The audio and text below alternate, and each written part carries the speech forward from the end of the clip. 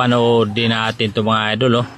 Ganito lang pala ginagawa ang mga apakan ng sapatos or swilas ba yun? Ayun, oh. Nakikita nyo mga idol, parang nagluto lang si uncle dito ng hotcake. Nilagay doon sa kanyang hulmaan.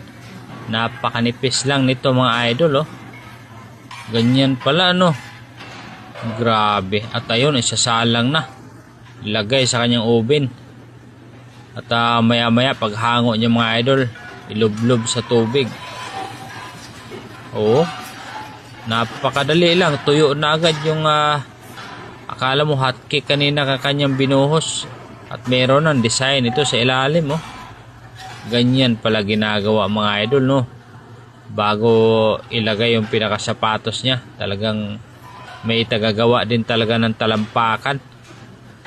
Napakahusay. Ang galing, oh. May timbangan pa. Sobrang ganda, oh. Ang ganda pa naman ng kulay.